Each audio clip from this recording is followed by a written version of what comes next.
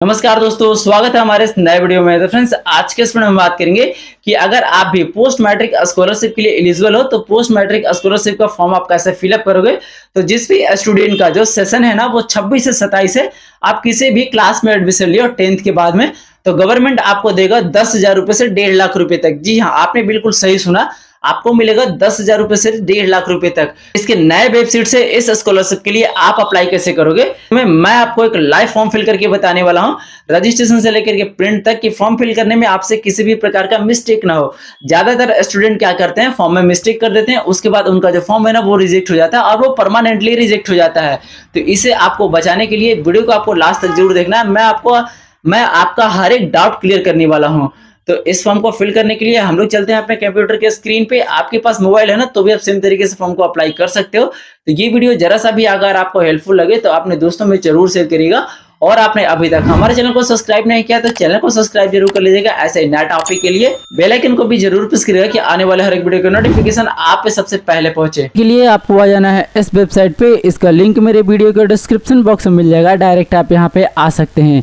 जैसे आप यहाँ पे आएंगे ना तो आपके सामने कुछ इस प्रकार का इंटरफेस शो करेगा। तो देखिए, फॉर्म को अप्लाई करने का पूरा प्रोसेस और क्या क्या आपका डॉक्यूमेंट लगेगा पिछली वीडियो में मैंने आपको बताया है। अगर वो वीडियो आपने अभी तक नहीं देखा है तो इस वीडियो के आई बटन में उस वीडियो का लिंक मिल जाएगा, आप वहाँ से जाकर के वो वीडियो देख लेंगे कि फॉर्म फिल करने में आपको क्या क्या डॉक्यूमेंट लगेगा और कौन कौन से लोग इसके लिए एलिजिबल होंगे। ठीक, फॉर्म को अप्लाई करने से पहले इसमें आपको रजिस्ट्रेशन करना होता है। थोड़ा सा आप इसमें नीचे स्क्रॉल करेंगे, न्यू रजिस्ट्रेशन का ऑप्शन आपको यहाँ पे देखने को मिल जाता है कि 26-27 जिस भी स्टूडेंट का सेशन है ना, आप इसमें फॉर्म को अप्लाई कर सकते हैं और आपको स्कॉलरशिप मिलेगा। इसका लास्ट डेट भी आपको यहाँ पे बताया गया है। अब देखिए, न्यू रजिस्ट्रेशन करने के लिए यहाँ पे आपको एक ऑप्शन मिल जाता है न्यू रजिस्ट्रेशन का। इस वाले ऑप्शन पे आपको क्लिक करना है। रजिस्ट्रेशन करने का फुल डैशबोर्ड आपके सामने खुल करके आ जाएगा। आप चाहे किसी भी कैटेगरी से बिलोंग करते हैं, जैसे बीसी हैं या तो फिर एबीसी हैं, एससी हैं या एसटी हैं, आपको रजिस्ट्रेशन सेम प्रक्रिया से करना होगा। तो यहाँ पे आपसे ओटीआर नंबर मांगा जा रहा है, जो कि एनएसपी का ओटीआर मांगा जा रहा है। तो ये एनएसपी का ओटीआर आप कैसे करोगे, तो देखिए यहाँ पे ना रजिस्ट्रेशन करने का कोई सा भी लिंक नहीं दिया गया है, बस गाइड किया गया है। तो देखिए, प्ले स्टोर से ना आपको 2 एप्लीकेशन को इंस्टॉल करना होगा, एक एनएसपी ओटीआर को, एक आधार फेस रीडर एप्लीकेशन को। एनएसपी ओटीआर को आप अपने मोबाइल की मदद से कैसे करोगे, तो मैं स्टेप स्टेप एक प्रोसेस बताने वाला हूं, जिससे आप अपने ओटीआर को अपने मोबाइल की मदद से कर सकते हैं। ओटीआर को पूरा करने के लिए हम लोग चलते हैं अपने मोबाइल के स्क्रीन पे। अपने प्ले स्टोर को ओपन करेंगे। ओपन करने के बाद यहाँ पे आपको एक सर्च का ऑप्शन मिल जाता है, इस पे आपको क्लिक करना है और यहाँ पे आपको लिखना है NSPOTR। जैसे आप NSPOTR लिख के सर्च करोगे ना तो आपके सामने इस प्रकार का एक एप्लीकेशन आएगा। इसे आपको अपने फोन में इंस्टॉल कर लेना है। मेरे फोन में इंस्टॉल है इसलिए ओपन दिखा रहा है, ठीक है। उसके बाद आपको आधार फेस रीडर को इंस्टॉल कर लेना है। एप्लीकेशन है ना आपके फोन में हाइड रहेगा, मेरे फोन में इंस्टॉल है इसलिए इंस्टॉलेड दिखा रहा है। यहाँ पे आपका NSPOTR का एप्लीकेशन आ जाएगा। इस एप्लीकेशन को आपको ओपन करना है। सबसे पहला ऑप्शन आपको लॉगिन का मिल जाता है, उसके बाद आपको रजिस्टर का मिल जाता है, eKYC वाई फेस ऑथेंटिकेशन का मिल जाता है। और अगर आप अपने ओटीआर में मोबाइल नंबर चेंज करना चाहते हैं तो यहाँ पे चेंज मोबाइल नंबर का भी ऑप्शन मिल जाता है। और इससे पहले आपने कभी भी एनएसपी पोर्टल पे ओटीआर किया होगा तो आप सेम ओटीआर से यहाँ पे लॉगिन कर सकते हैं। यहाँ पे आपको ऑप्शन मिल जाता है रजिस्टर का, इस वाले ऑप्शन पे आपको क्लिक करना है तो आपके सामने इसका रजिस्ट्रेशन करने का फुल इंस्ट्रक्शन खुल करके आ जाएगा और इसका गाइडलाइंस खुल करके आ जाएगा। तो आप इसे पढ़ना चाहते हैं तो पढ़ सकते हैं, नहीं तो आपको नीचे की ओर स्क्रॉल करना है, दोनों डिक्लेरेशन को चेक मार्क करना है और नेक्स्ट वाले ऑप्शन पे आपको क्लिक करना है। तो आपसे मोबाइल नंबर मांगा जाएगा रजिस्ट्रेशन करने के लिए। तो देखिए, अगर आपके आधार से मोबाइल नंबर लिंक है ना तो सेम मोबाइल नंबर को आप यहाँ पे फिलअप कर सकते हैं। और अगर आपके आधार से मोबाइल नंबर लिंक नहीं है तो आप कोई सा भी नंबर यहाँ पे फिलअप कर सकते हैं। उसके बाद आपको सेंड ओटीपी वाले ऑप्शन पे क्लिक करना है। आपने जो मोबाइल नंबर दिया ना उस पे एक 6 डिजिट का ओटीपी सेंड किया गया है, उस ओटीपी को यहाँ पे आपको फिल करना है। ये कैप्चा आपको यहाँ पे फिल करना है और वेरीफाई वाले ऑप्शन पे आपको क्लिक करना है। केवाईसी का डैशबोर्ड खुल करके आ जाएगा। तो देखिए, अगर आपके पास आधार कार्ड है तो फर्स्ट वाले ऑप्शन को चूज रहने देंगे, और अगर आपने अभी आधार बनवाया है, मतलब आपने अभी आधार बनवाने के लिए अप्लाई किया है, तो सेकंड वाले ऑप्शन को आपको चूज करना है। और अगर आपके पास आधार कार्ड है ही नहीं तो I do not have a Aadhaar card वाले ऑप्शन को चूज करना है। आई हैव ए आधार वाले ऑप्शन को चूज रहने देता हूं। आप अपना आधार नंबर यहाँ पे फिलअप करेंगे और नेक्स्ट वाले ऑप्शन पे आपको क्लिक करना है। अगर आप इसे पढ़ना चाहते हैं तो पढ़ सकते हैं, नहीं तो डायरेक्टली आप इसमें नीचे स्क्रॉल करेंगे, यहाँ पे आपको एक आई एग्री का ऑप्शन मिलेगा, इस पे आपको क्लिक करना है। जैसे आप इस पे क्लिक करेंगे तो आपके सामने आधार फेस ऑथेंटिकेशन का डैशबोर्ड खुल करके आ जाएगा। आपके फोन का अगर कैमरा अलाउ है ना तो ये ऑटोमेटिकली यहाँ पे खुल करके आ जाएगा। अगर आपके फोन का कैमरा अलाउ नहीं है तो सबसे पहले आप इसे अलाउ कर लेंगे। अलाउ करने के बाद आपके फोन का कैमरा खुल करके आ जाएगा। लाल कलर का घेरा दिख रहा है ना आपको, इसी घेरे में आप अपने फेस को स्कैन करेंगे। इतना चीज याद रखेंगे कि जब आप फेस को स्कैन करेंगे ना तो आपका आधार जो है ना वो अपडेटेड होना चाहिए, नहीं तो आपका फेस लेने में कुछ प्रॉब्लम कर सकता है।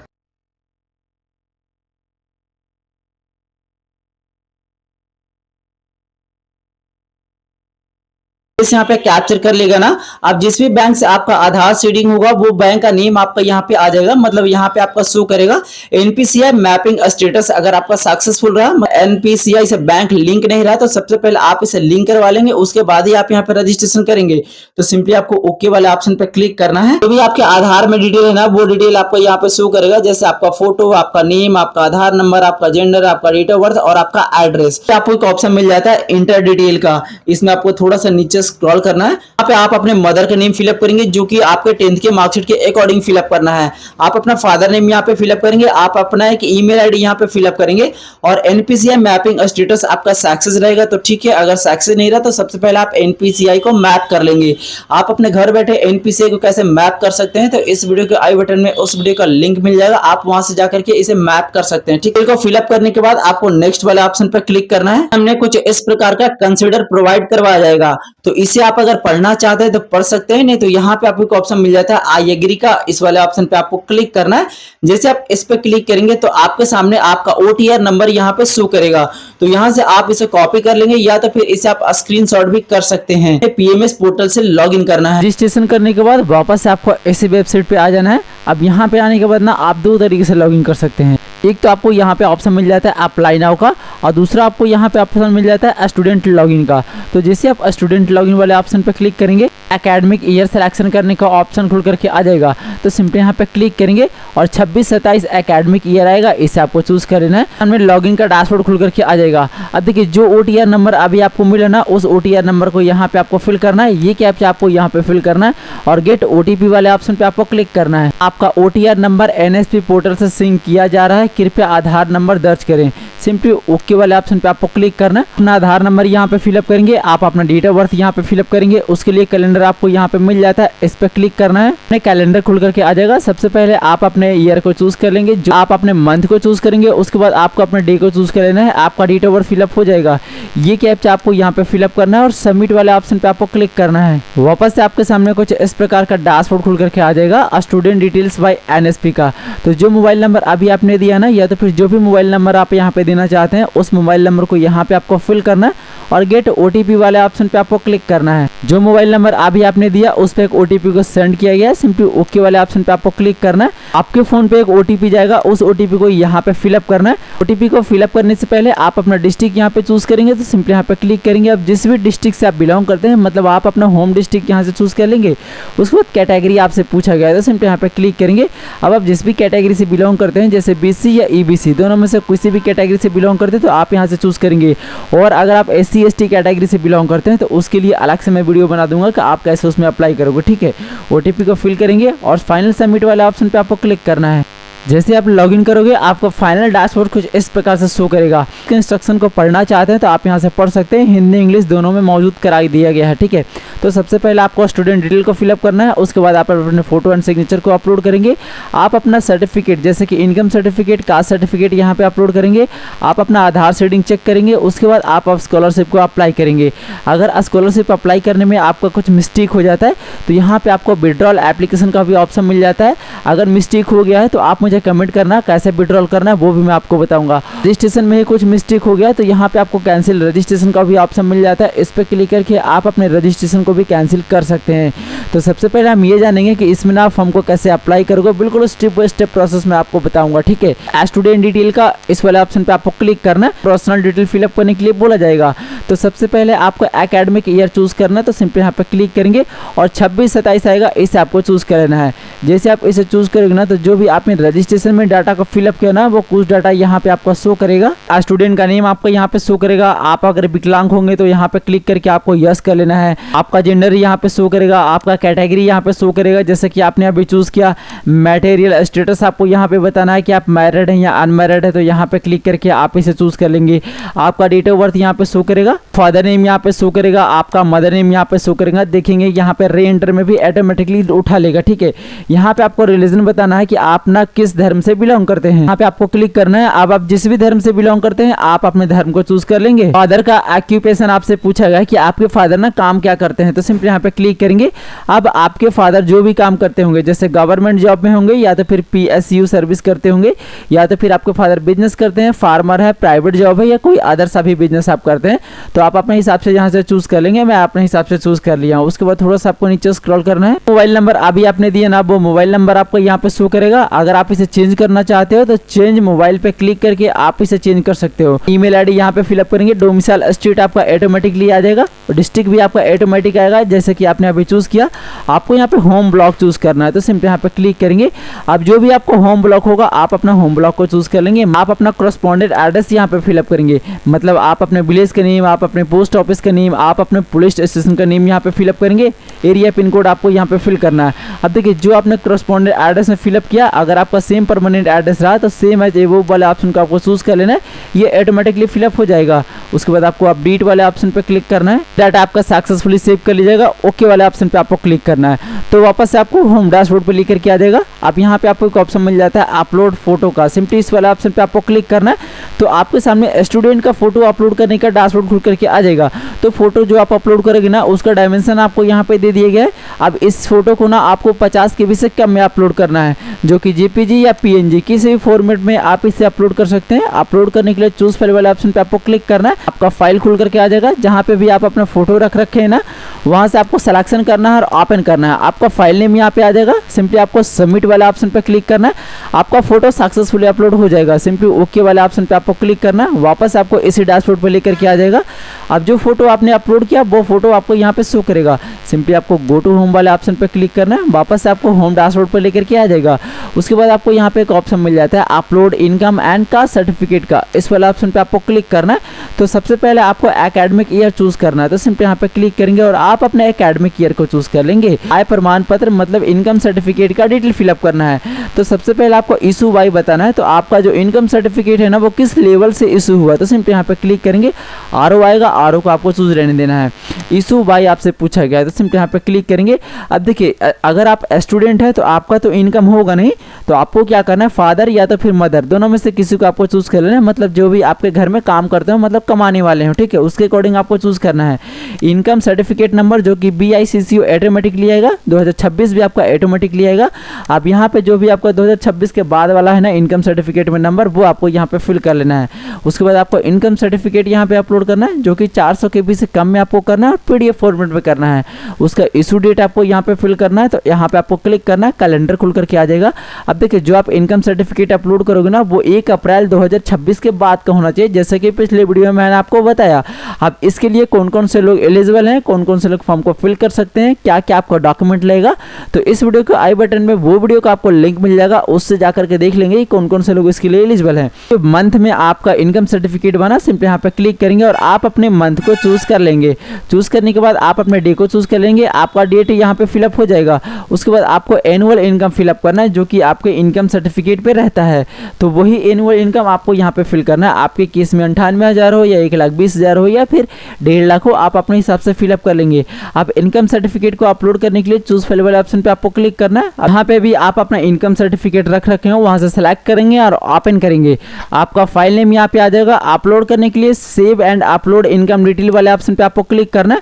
तो ये जो सर्टिफिकेट है वो आपका सक्सेसफुली सेव कर लिया गया है। जो सर्टिफिकेट आपने अपलोड किया उसे आप देखना चाहते हो, तो यहाँ पे आपको एक ऑप्शन मिल जाता है व्यू अपलोडेड डॉक्यूमेंट का। इस वाले ऑप्शन पे आपको क्लिक करना है। इनकम सर्टिफिकेट आपका यहाँ पे खुल करके आ जाएगा। तो इसे आप एक बार सही तरीके से चेक कर लेंगे कि आपने जो अपलोड किया वो सही है या नहीं है।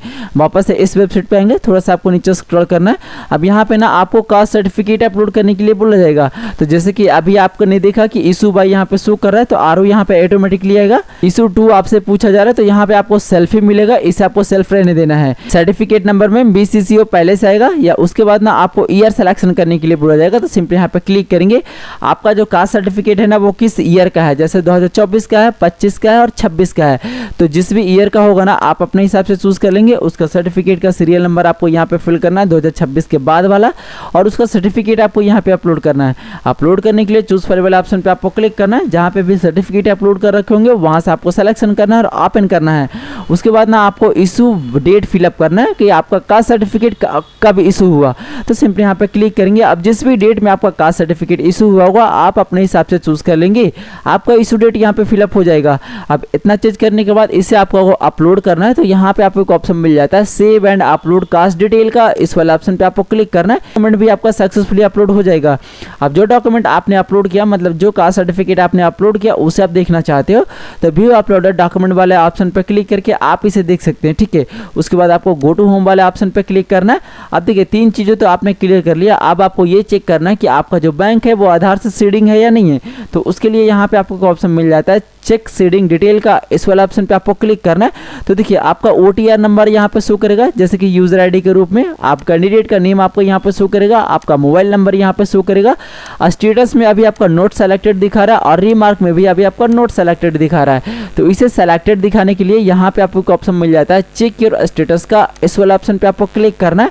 तो देखिए यहाँ पे आपका शो कर देगा तुरंत ही कि स्टेटस में सीडेड, अकाउंट सीडेड सक्सेसफुल, मतलब आपका जो अकाउंट है वो आपके बैंक से सक्सेसफुल सीडिंग है। अब ना आपको स्कॉलरशिप को अप्लाई करना है। तो यहाँ पे आपको ऑप्शन मिल जाता है अप्लाई फॉर स्कॉलरशिप का, इस वाला ऑप्शन पे आपको क्लिक करना है। आपके सामने स्कॉलरशिप को अप्लाई करने का फुल डैशबोर्ड खोल करके आ जाएगा। इस स्कॉलरशिप को अप्लाई करना कोई बड़ी बात नहीं है, लेकिन सबसे ज्यादा जो इंपॉर्टेंट चीज है ना, और आप स्टूडेंट लोग क्या करते हैं स्कॉलरशिप अप्लाई करने में ही मिस्टेक करते हैं, इसकी वजह से आपका फॉर्म रिजेक्ट हो जाता है और आपका पैसा नहीं मिल पाता है। तो सबसे ज्यादा जो ध्यान से है ना वो आपको यहीं पे देखना है। तो देखिए सबसे पहले आपको एकेडमिक ईयर पूछा जा रहा है, तो सिंपली यहाँ पे क्लिक करेंगे और 26-27 का आपको चूज कर लेना है। अब अप्लाई फॉर आपसे पूछा जा रहा है, तो फ्रेश आपको यहाँ पे रहने देना है, आपको रिन्यूअल नहीं करना, ठीक है। इसमें क्योंकि फ्रेश ही हमेशा अप्लाई होता है तो आपको फ्रेश रहने देना है। उसके बाद इंस्टीट्यूट का स्टेट आपका ऑटोमेटिक लिया जाएगा। जैसे इंस्टीट्यूट का डिस्ट्रिक्ट आपको यहाँ पे चूज करना है कि आप ना किस डिस्ट्रिक्ट में एडमिशन लिए हैं, मतलब किस डिस्ट्रिक्ट में आपका इंस्टीट्यूट है। तो सिंपली यहाँ पे क्लिक करेंगे। आप जिस भी डिस्ट्रिक्ट में आपका इंस्टीट्यूट है आप अपने हिसाब से अपने डिस्ट्रिक्ट को चूज कर लेंगे। उसके बाद इंस्टीट्यूट नेम आपको यहाँ पे पूछा जाएगा। जो डिस्ट्रिक्ट आपने सिलेक्शन किया, इस डिस्ट्रिक्ट में जितने भी प्रकार के इंस्टीट्यूट है सभी इंस्टीट्यूट का नाम आपको यहाँ पे देखने को मिल जाता है। तो जिस भी इंस्टीट्यूट में आपका एडमिशन है आप अपने हिसाब से अपने इंस्टीट्यूट को चूज करेंगे। तो मैं जो इस वीडियो में आपको बताने वाला हूँ कि अगर आप 11th-12th में एडमिशन लिया है, मतलब अगर आपने 2026 में 11th में एडमिशन लिया है या तो फिर 26 से 27 आपका सेकंड ईयर है, मतलब 12th का है, तो आप स्कॉलरशिप को कैसे फिलअप करोगे। नेक्स्ट वीडियो में मैं आपको बताऊंगा कि अगर आप ग्रेजुएशन कर रहे हैं और अगर आपका फर्स्ट ईयर है, सेकंड ईयर है, थर्ड ईयर है या 4 ईयर, तो उसके लिए आप कैसे अप्लाई करोगे। और उसके बाद मैं बताऊंगा कि अगर आप बीएड कर रहे हैं या तो फिर ITI कर रहे हैं या तो फिर अगर डिप्लोमा कर रहे हैं तो उसके लिए आप कैसे अप्लाई करोगे। तो इसके लिए आप हमारे चैनल को सब्सक्राइब जरूर कर लीजिएगा। सबसे पहले हम अपने इंस्टीट्यूट को चूज कर लेते हैं। कोर्स ग्रुप आपसे पूछा जाएगा, तो सिंपली यहाँ पे क्लिक करेंगे। आप सीनियर सेकेंडरी, जैसे कि जो कॉलेज आपने चूज किया ना, इस कॉलेज में जितने ही प्रकार के कोर्सेस होते होंगे ना वो आपको यहाँ पे शो करेगा। मैंने जो कॉलेज चूज किया उसमें सिर्फ एक ही प्रकार का कोर्स होता है, मतलब सिर्फ 12th ही करवाया जाता है, तो हम सीनियर सेकेंडरी को चूज कर लेंगे। उसके बाद आपको कोर्स नेम पूछा जाएगा, तो सिंपली यहाँ पे क्लिक करेंगे। अब आप 12th में क्या कर रहे हो, जैसे आर्ट्स से कर रहे हो या कॉमर्स से या अदर से या तो फिर साइंस से, तो आप अपने हिसाब से यहाँ पे आप अपने कोर्स नेम को चूज कर लेंगे। अगर इंस्टीट्यूट ने अपना एड्रेस डाल रखा होगा तो यहाँ पे शो करेगा, नहीं तो एने आएगा। Information to be entered by a student, मतलब आपको अपने फी रिसिप्ट के अकॉर्डिंग यहाँ पे इन्फॉर्मेशन को एंट्री करना है। कोर्स का सेशन आपसे यहाँ पे पूछा गया है। मान लो आपने जो इंटर में एडमिशन लिया ना वो आपने 2025 में लिया, तो 25 से 27 आपका कोर्स का सेशन हुआ, तो आपको यहाँ पे क्या करना है 2025 फिलअप करना है और यहाँ पे 2027 आपको फिलअप करना है। अगर आपने इंटर में ही एडमिशन लिया है और 2026 में आपने एडमिशन लिया है तो यहाँ पे आपको 2026 फिलअप करना है और यहाँ पे आपको 2028 फिलअप करना है, क्योंकि 2 साल का ये कोर्स होता है, ठीक। Date of admission in this course आपसे यहाँ पे पूछा गया, तो देखिए जिस भी डेट में आपने इस कोर्स में एडमिशन लिया ना उस डेट को आपको यहाँ पे फिलअप करना है। कि कोर्स का सेशन 25 से 27 रहा, 25 में जब भी आपने एडमिशन लिया होगा ना उसी डेट को आपको यहाँ पे फिल करना है, क्योंकि सेकंड ईयर का एडमिशन डेट आपको यहाँ पे फिल करना है। मान लो अगर आप ग्रेजुएशन का स्कॉलरशिप फिलअप कर रहे हैं तो आपका जो सेशन होगा 25 से 29। तो जब भी आपने जैसे कि आपने 25 में एडमिशन लेना इस कोर्स में, तो आपको 2025 का ही डेट यहाँ पे फिलअप करना है, क्योंकि एकेडमिक ईयर में जो आपने एडमिशन लेना उसका डेट आपको यहाँ पे फिल करना है। स्टूडेंट एडमिशन या तो फिर रजिस्ट्रेशन नंबर आपको यहाँ पे फिल करना है। जैसे कि मान लो अगर आप सेकंड ईयर या तो फिर थर्ड ईयर का स्कॉलरशिप फिलअप कर रहे होगे, रजिस्ट्रेशन नंबर मिल चुका होगा तो उस रजिस्ट्रेशन नंबर को आपको यहाँ पे फिलअप करना है। अगर आप फर्स्ट ईयर में ही एडमिशन लिए हैं तो आपका इनरोलमेंट नंबर या तो फिर रोल नंबर वहाँ पे जो फी रिसिप्ट पे आपको देखने को मिलेगा ना, वही चीज़ आपको यहाँ पे फिल करना है। उसके बाद आपको इनरोलमेंट नंबर या तो फिर रोल नंबर आपको यहाँ पे फिल करना है। तो जैसे कि मैंने अभी आपको बताया कि अगर आप फर्स्ट ईयर में होंगे तो इनरोलमेंट नंबर और रोल नंबर दोनों सेम ही होता है, आप इसको फिलअप कर लेंगे। सेकंड ईयर या तो फिर थर्ड ईयर या तो फिर फोर्थ ईयर में होंगे तो आपको रोल नंबर यहाँ पे फिलअप कर लेना है। करंट कोर्स ईयर आपका यहाँ पे ऑटोमेटिक लिया जाएगा, जैसे कि आपने सेशन फिलअप किया यहाँ पे और एडमिशन डेट फिलअप किया उसके अकॉर्डिंग। अगर आपने 2025 से 27 सेशन में एडमिशन लिया है, सेशन को चेंज करना है। जैसे कि हम चेंज करके आपको दिखा देते हैं। तो देखिए हम यहाँ पे पहले कोर्स का सेशन चूज कर लेते हैं। कोर्स का सेशन चूज करने के बाद हम यहाँ पे एडमिशन डेट को चेंज कर लेते हैं।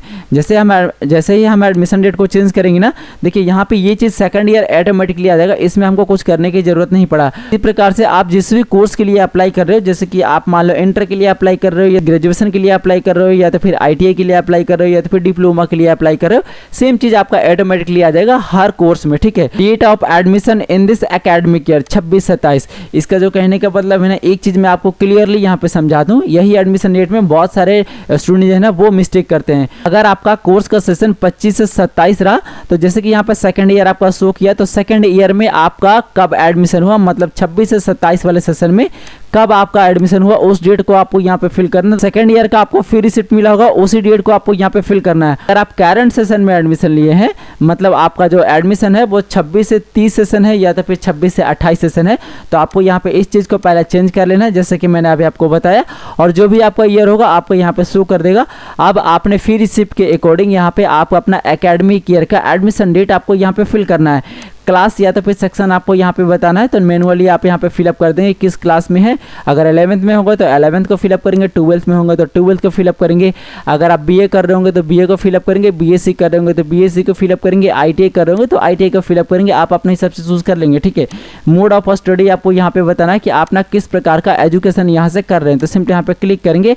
अब देखिए रेगुलर से कर रहे होंगे तो रेगुलर को चूज़ करेंगे, पार्ट टाइम से कर रहे होंगे तो पार्ट टाइम को चूज़ करेंगे, करस्पॉन्डेंट से कर रहे होंगे तो करस्पॉन्डेंट को चूज़ करेंगे। तो मैं आपको सजेस्ट करूँगा कि आप रेगुलर से ही चूज करना। Fee paid by the student as per fee receipt.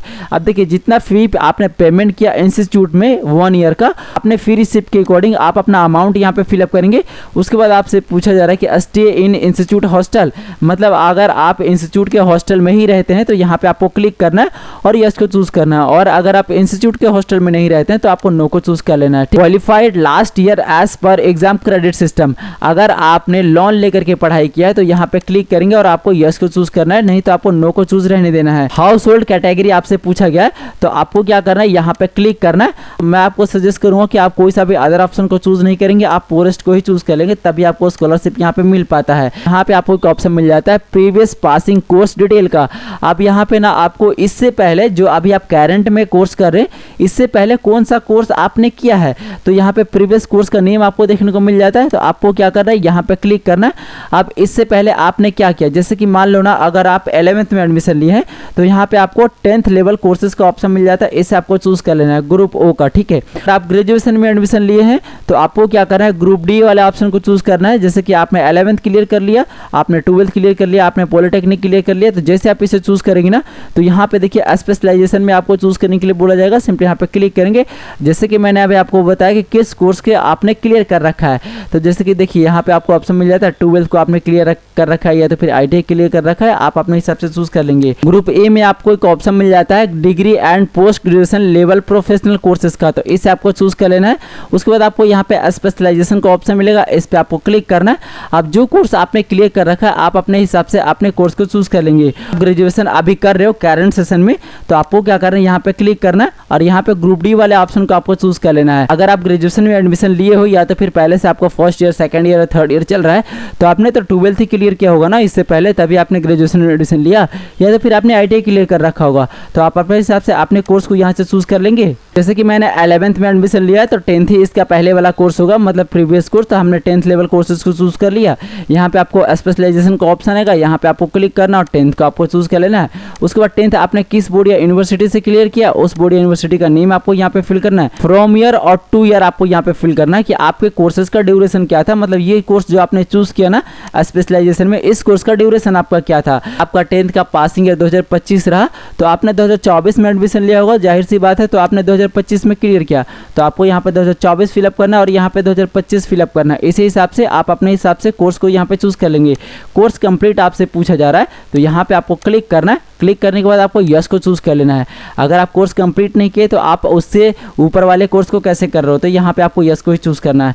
उसके बाद परसेंटेज आपको फिलअप करना है कि जो कोर्स का डिटेल आप यहाँ पे फिलअप किए ना उसमें आपका कितना परसेंटेज था, तो अपने हिसाब से परसेंटेज को चूज़ कर लेंगे। तीनों डिक्लेरेशन का आपको चेक मार्क करना, प्रीव्यू का इस वाले ऑप्शन पे आपको क्लिक करना है कि एप्लीकेशन का प्रीव्यू खुल करके आ जाएगा। आप अपने एप्लीकेशन को ना एक बार सही तरीके से रिव्यू कर लेंगे कि आपने जो इसमें फिलअप किया वो सही किया है नहीं किया है। अगर आपका इसमें कुछ मिस्टेक रहता है तो वापस से नीचे की ओर आपको स्क्रॉल करना है।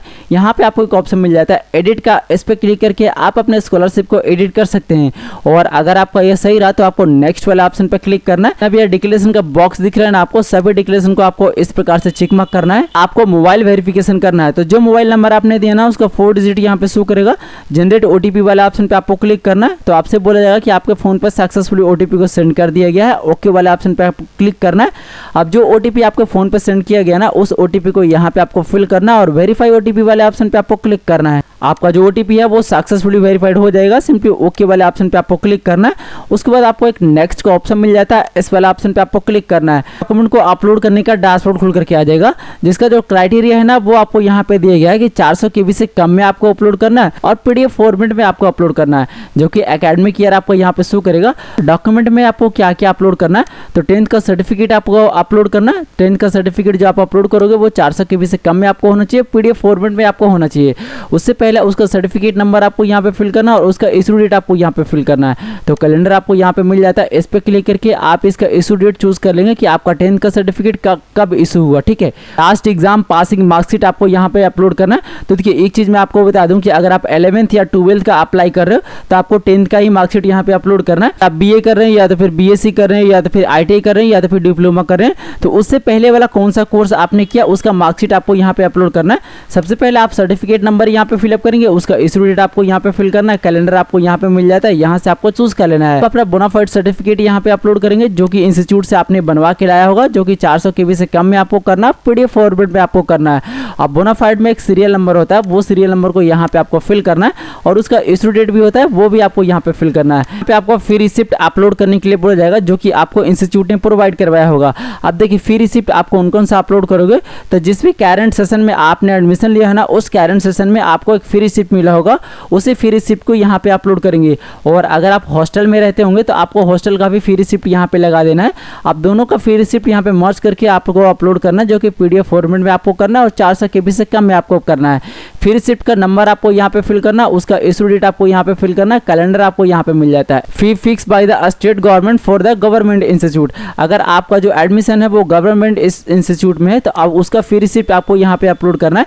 यह मैंडेटरी नहीं है, अगर आपके पास है तो आप अपलोड कर सकते हैं, नहीं तो इसको आपको खाली छोड़ देना है। अब इसे आप कैसे अपलोड करोगे, तो देखिए सबसे पहले आपको 10th का सर्टिफिकेट नंबर यहाँ पे फिलअप करना है, इशू डेट आपको यहाँ पे फिल करना है। तो कैलेंडर आपको यहाँ पे मिल जाता है, इस पे आपको क्लिक करना है। सबसे पहले आप अपना ईयर को चूज कर लेंगे, उसके बाद आप अपने मंथ को चूज करेंगे, उसके बाद आपको अपना डे को चूज कर लेना है। अब सर्टिफिकेट को अपलोड करने के लिए यहाँ पे आपको चूज फाइल का ऑप्शन मिल जाता है, इस पे आपको क्लिक करना है। अब जहाँ पे भी आप अपना 10th का सर्टिफिकेट रख होंगे वहाँ से आपको सिलेक्शन करना, ओपन करना है।